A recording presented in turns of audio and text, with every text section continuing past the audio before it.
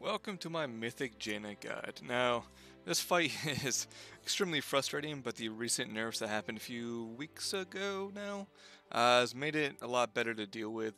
Um, Phase 1 is far more consistent. A lot of this strat I'm going to show you is all about consistency. It's easy to kill here if you can keep progressing, but if you take half the night learning Phase 1 over and over again, it's just going to take a lot longer than it's supposed to. So let's go ahead and look at this. Right now we 4 heal this.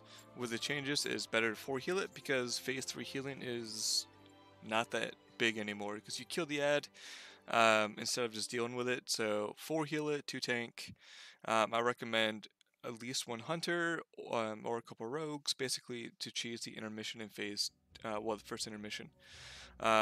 So phase 1 is all about just handling the mechanics. Her order of things happens in randomly and is extremely frustrating. A lot of the randomness has been nerfed with the change of the ballistas getting caught on fire, so that is a huge, very promising change. So I'm going to show you how to handle all these mechanics, and as you go through the fight, the most important part of this entire thing is when a mechanic happens, it doesn't matter when it happens because it can be random, you know how to deal with it. So how we do this is we have a range spot here in the middle, and then our melee spot, and if you look here you can see 2 warlock portals. They go to the back of the boat.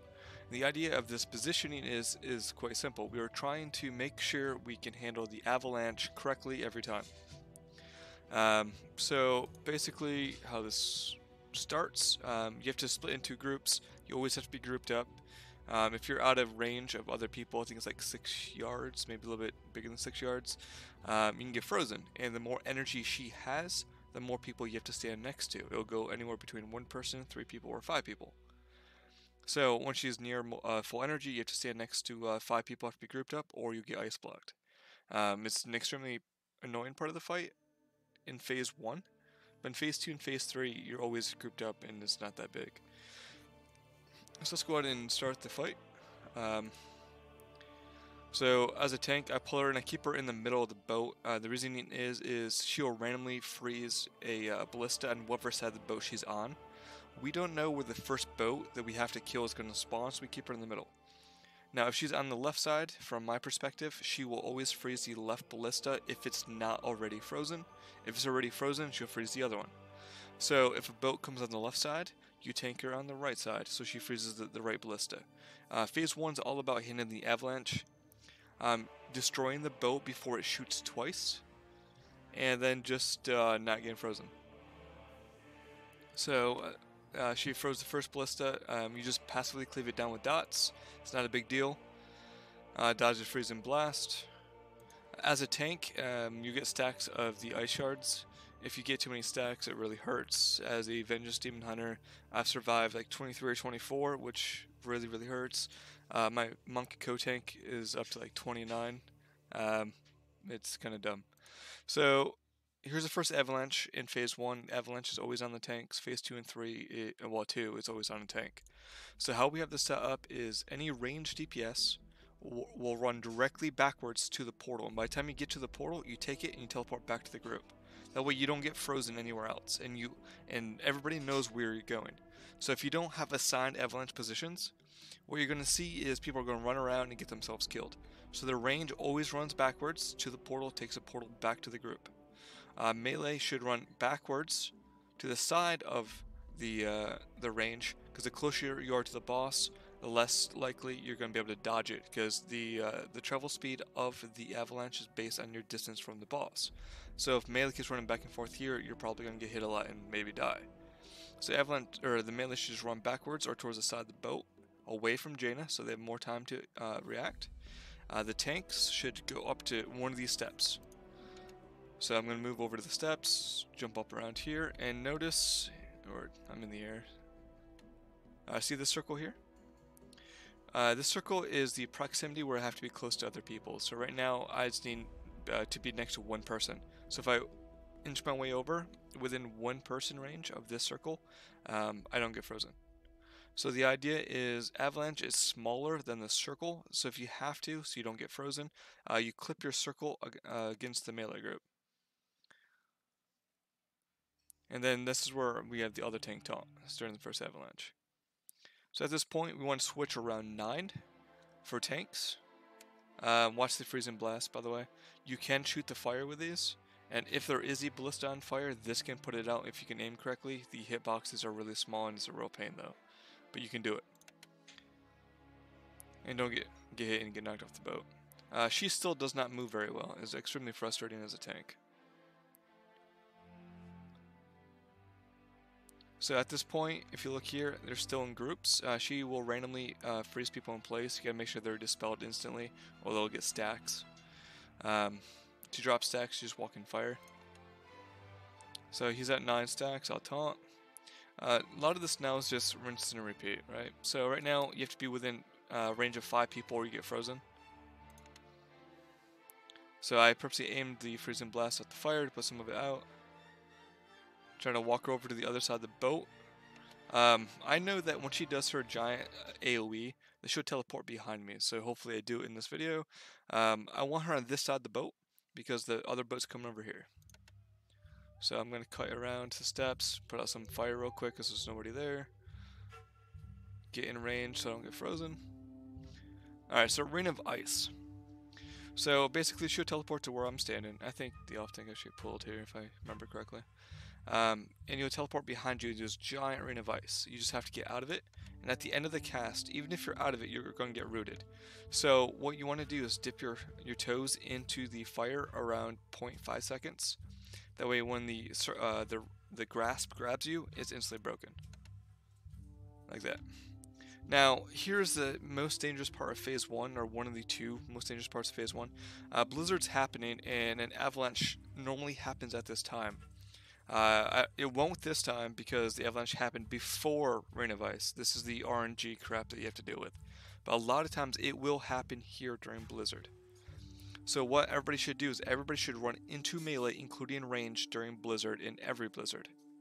I call out which side of the boat I'm going to because I'm going to get the avalanche. Not in this pull, but in most pulls I will. So I'm going left so people don't run left and die. And then 2 other people should run away from the group so they don't kill people with avalanche. But you're not gonna see it here because RNG is RNG.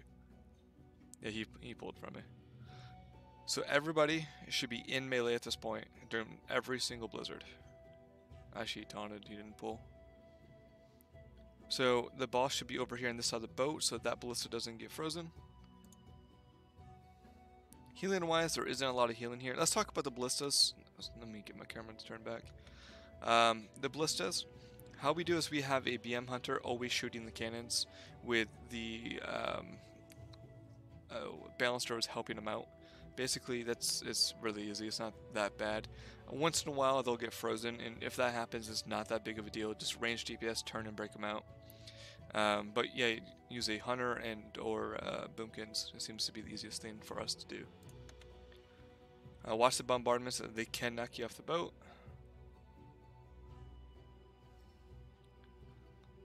Alright, so Avalanche, I'm going to these steps, but I want to put out these fires as much as I can. If you glide, if you're a DH, you don't get, well, you move faster than the Avalanche, so you don't get hit. And this can happen. She can shoot, like, she queues her spells. So if she queues her Freezing Blast right after another ability, more than likely she's going to shoot it backwards at the range, and the range just has to pay attention. This is not a tanking position issue, this is just welcome to Jaina.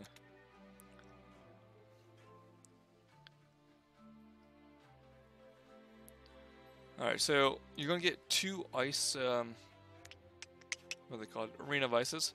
And that's all you should get, you should never get 3.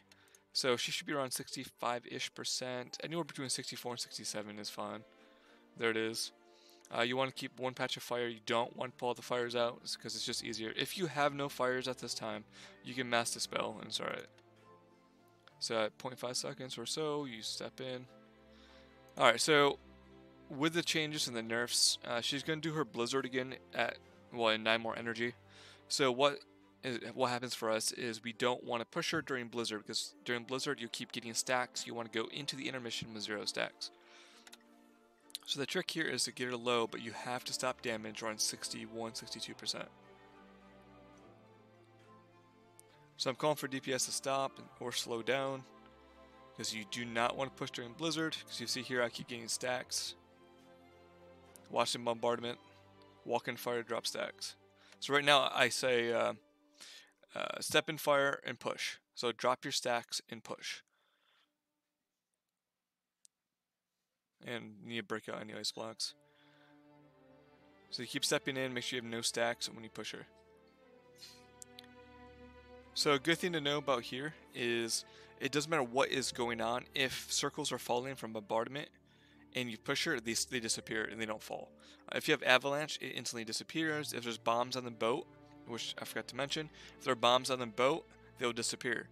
So to handle bombs, which I didn't show you because my point of view is kind of restrictive, once those two paratroopers drop, you want your range, preferably priest, to stun them instantly and then mind control them off the boat. Now sometimes they'll drop the bomb before they're stunnable. If that happens and there's only one bomb and it's in the back of the room, you just let it blow up. Because if anybody goes out to throw her off the boat, they're going to get frozen. So if it's one bomb, I just say leave it, don't bother, just get ready to heal through it. It's not a big deal.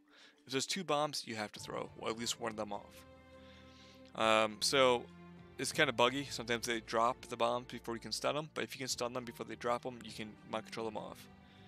Warlocks are good at stuns if you don't have priests. Disc priests can't do the stuns, so you need shadow priests or holy priests. That's essentially it. It's not bad, but it can kill you if you don't control it. Highly recommend you use 2 priests for mind control for phase 1. It makes phase 1 easier. So somebody did drop a bomb, but we were pushing, so it doesn't matter. So if you look here, Chicken has 3 stacks. That's not good at all. And Sacred has 2 stacks. That's probably not good either, but it's not the end of the world. So you drop, we're using speed totems here. In this phase, you have to be grouped up next to 5 people the entire time. So speed totems, this is a speed thing. We need to get through this. So we're pushing as a group. Everybody pushes left together because that's how it lines up perfectly. We do another speed totem here. And then I have 2 groups go left, 2 groups go right. Going left, I send the rogue and the hunter on purpose. The right group only has to kill 2 ads. The left group has to kill 3. So being a DH, what I'm going to do here is these ads, the quicker you interrupt them, less orbs are going to go out. So I'm going to jump out away from everybody else to get an interrupt ASAP on this guy. If you don't have a VDH, a Havoc DH also works extremely well. So the first one's interrupted, so they stop casting balls, so they're less likely to get frozen. Now I stay here because I know they'll get to me before I get frozen. I've done this like 250 times, I know I'll be fine. So I stay here, and then we have somebody else go and interrupt this one ASAP. And all this is about speed. So the first one's already dead, we're moving, we're interrupting, and we're moving again, staying grouped together all times. This is my interrupt for the second interrupt. Interrupt to ASAP. Now here is the very important part to cheese this. If you look right here, Hunter went right into Turtle. So what he's going to do is he's going to play a goalie and block all these balls from coming in. So everybody focuses the ad, and he soaks all the balls, so we can stand in one position here, not get frozen, and just do a quick kill. When that happens, we have a rogue who pops Cloak of Shadows, and then runs through all the balls and interrupts the balls. And if you look here, no balls actually came at us at any point. Now this is one of the 2 extremely important parts of Phase 2, where you can die. If you look here, everybody has 12 plus stacks, which means they have this dot on them that does, or 7 stacks, I apologize. This dot is going to do a lot of damage. And at the same time, we're having broadsides come out, which the first broadside always goes to this barrel first. I think a siege is coming as well. So basically what we want to do is get grouped up here, try to bake this out, and put your broadsides over here. If you have anybody frozen coming out of that, you have to break them out, by the way. So we're baiting Glacial Ray, that's a good direction. And here is where you want to stack all your cooldowns. So right now you see that's a really bad broadside, by the way. All should be over here. But this is where you layer up like 3, maybe 4 cooldowns. This is one of the 2 times there's a good chance you might die. It's right here. So we layer up CDs because all this damage is coming in. And then here's the first Avalanche. How this happens is I can solo this as a Vengeance DH. Monks might be able to, but I don't know if anybody else can. Right now he's running with me, so it doesn't matter. At this point, we only need 1 person next to me, so 1 escort is fine. And then at this point, by the way, everybody turns and burns this barrel because everybody has 12 stacks now. This is really hurting people. So you burn this barrel ASAP. Like so. And then you drop your stacks. Now what's going to happen at this point is Icefall is going to come. So the tank that has the boss has to find the Icefall and bring the boss to whatever barrel is safe. It's random which one we're going to go to next. So make sure you get out of the explosion. It explodes quick, otherwise you're going to get one shot. I'm looking for Icefall, looking for Icefall. Right there, I see the Icefall. So that means this barrel is a safe barrel. So everybody runs to this back wall. You drop bombardment on top.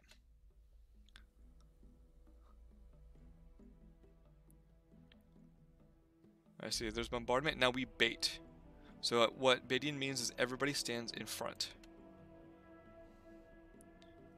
This siege has to get out, but he's going to bait and then run out. There he goes. Here we blow one cooldown to make sure we stay alive, because this can hurt with that siege. Here is where we were really slow about this in this video here, but we get that much better. At this point, we want to set up a Warlock Gateway from this barrel to the next barrel ASAP. You just put it up there. So the goal at this point is after this Glacial Ray, we focus and hard burn the Ordnance, and then instantly take the portal and move. You can wait into the next Icefall and Avalanche, but honestly, the most important thing at this point is just to get yourself over by the third barrel. The RNG mechanics that happens if you try to wait is completely random, and you can really get screwed over if you try to wait. We found it's much easier and far more consistent every pull if we just wait for this ray, break the barrel, and just take the Warlock Gateway. I highly recommend not waiting here. So this should happen right about when Blizzard happens, give or take. It should be anywhere between 45 and 48%. So I'm yelling for the Warlock. I'm like, where is the gateway? If you watch the Warlock, he's putting one down now. So this should have been here already. So we're all going to take this gateway, and the bombardments have time to drop it on the Ordnance. They need to drop it on the Ordnance, this one here. Everybody takes the gateway and gets in position. I'm trying to. Just, here we go. So right now, perfect. Bombardment is on the Ordnance. We're all on the wall.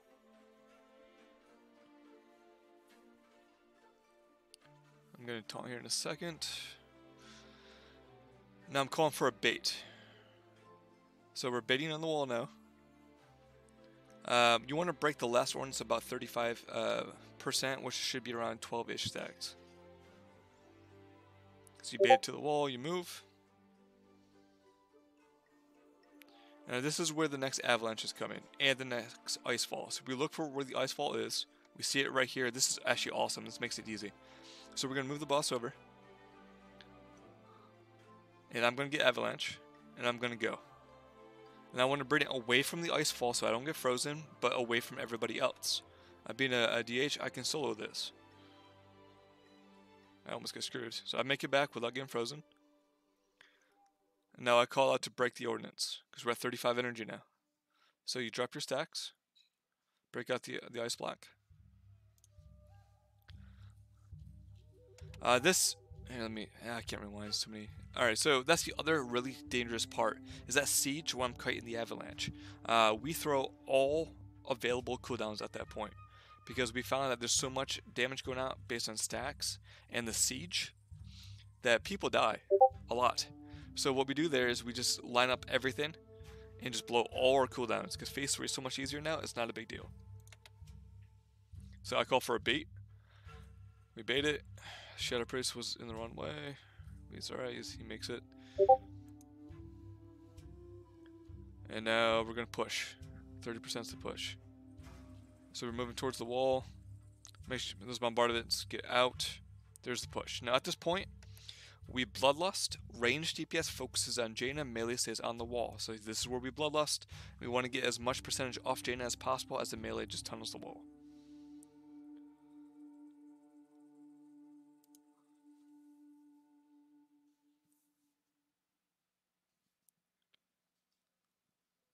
You see the range of the energy DPS in the boss. Now everybody's going to hard switch to the wall.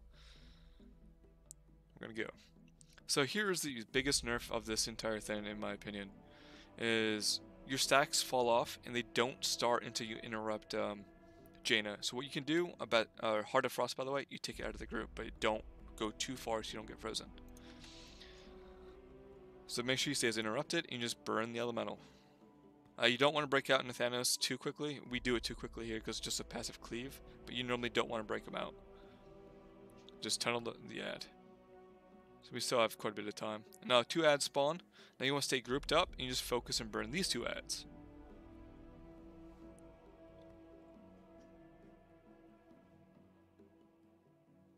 Just keep them interrupted. Just stay as a group. Keep going backwards.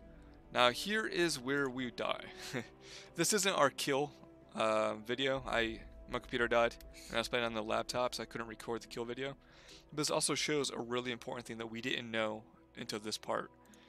Is Blizzard happens in 4 energy. Watch the barrages because we didn't know this could happen. So we stay as a group, and see how those barrages just disappeared? So the trick to this is you need to find the open areas and watch right before Blizzard, because if it's open and Blizzard happens, it's still open. So we should have stayed right here as a group and not moved, because we can't see those. And any new ones will spawn, but boom, we lost 1 person, lost 2 people, and we're about ready to lose our 3rd person.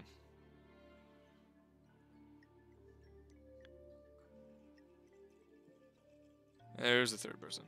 So ideally what you want to do is you want to keep moving as a group and watch for the open area when Blizzard starts. Move to that open area, then every new one will spawn after. After we died here, we fixed it and we never died again. So just be aware with that. So at this point, if you look, we have 3 stacks for 8 seconds. You do not interrupt her until everybody drops stacks. So you're waiting, boom, interrupted. You want to bring her to the wall. Did he bring her to the wall? He does. There we go.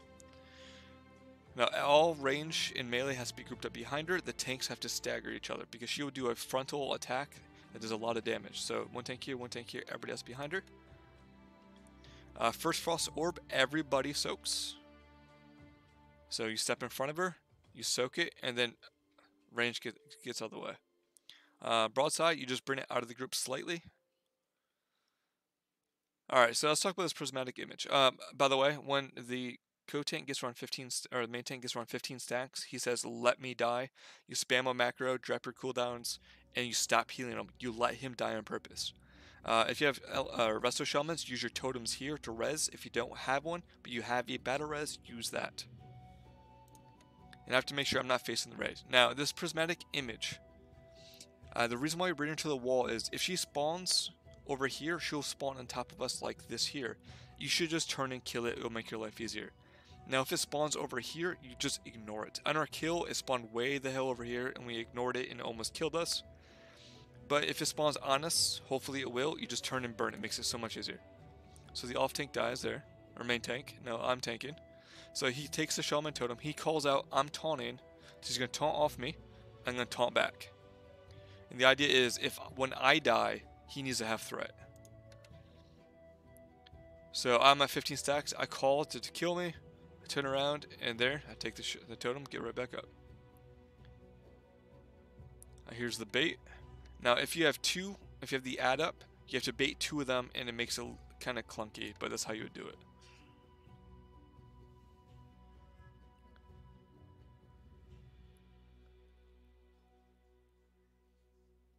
Siege Breaker is the only real big part here where you need a raid cooldown. This Frozen Orb, you do not soak the second one. You let it go, because if she doesn't die here soon, it's over anyway. Just let it go. And this Ice Fall, there'll be 2 or 3 Ice Falls if you have ads up. And you run out the bombardment. And this is where it goes to hell. She was guaranteed 100% dead if our 3 DPS didn't die to the invisible barrages. But after this, basically that's it. Like, she would have died right there easily if, again, yeah. So that's the fight. It's not as hard as it may seem initially. It's all about phase 1, learning the dumb things so you don't die to it. Phase 2 is those 2 really big overlaps. And then Phase 3 is a burn. If you can get there with every 11, Phase 3, it's not hard. So that is a fight. Please, if you have any questions, post them in the comments, and thank you for watching.